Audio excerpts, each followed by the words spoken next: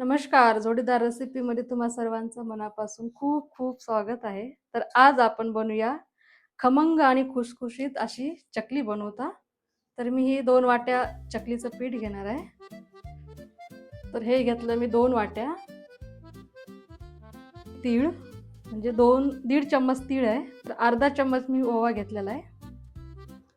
तर हे भाजणीपासून पीठ तयार केलेलं आहे. तर 1 चम्मच मी लाल तिखट घेतलेलं आहे. अर्धा चम्मच हळद आणि चवीपुरतं आपल्याला मीठ टाकायचं आहे. तर मी भाजणीमध्ये धने आणि जिरा टाकलेला होता. तर आपण याच्यात धने आणि जिरा नाही टाकलेला. हे मिक्स करून घ्यायचं. आता याच्यात आपल्याला कडकडीत मोहन घालायचं आहे. तर आपल्याला कडकडीत 4 चम्मच मोहन घालायचं आहे.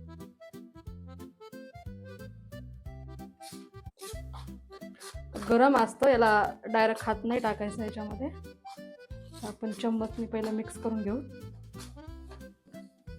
तर आपल्याला पूर्ण आता मिक्स करून घ्यायचं आहे.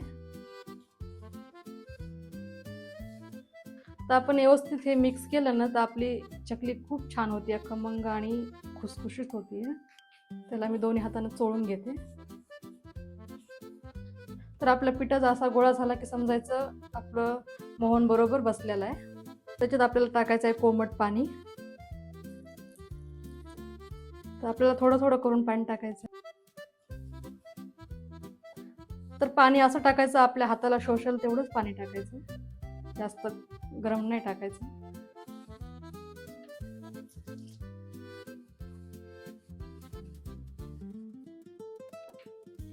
तर मी थोडं थोडं करून पाणी टाकते, लागेल तसं.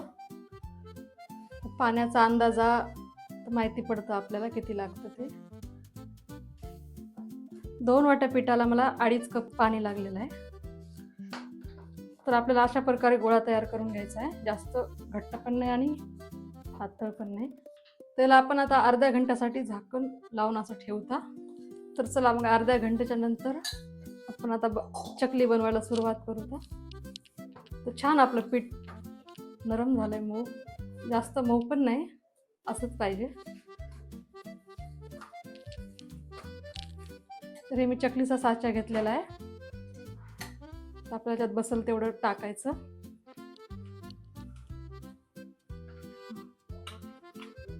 तर आपण मस्त गोल गोल छान चकल्या पाडून घेऊ.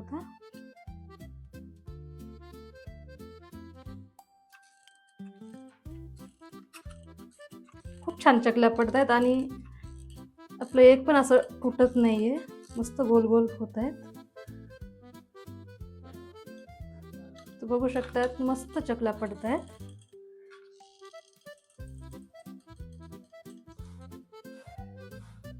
तुम्ही साईडला तेल पण गरम करायला ठेवलेलं आहे. आता आपण एक एक टाकून घेऊ. बघू शकतात मस्त गोल झालेले आहे. चला मग तर आपण एक एक चकली टाकून घेऊ.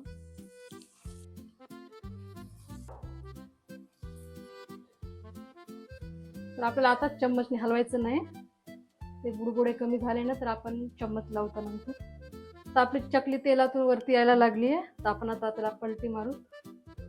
पूर्णपणे बुडबुडे कमी झालेले आहेत.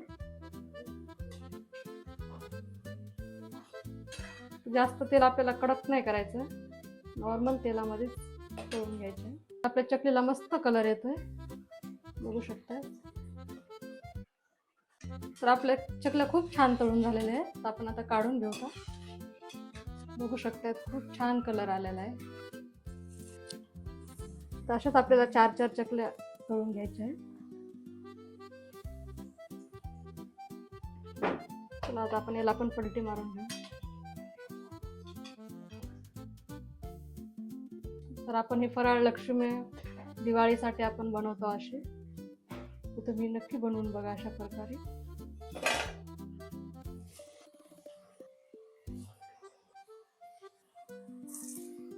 तर चला मग आपल्या पूर्ण चकल्या तयार झालेल्या आहेत.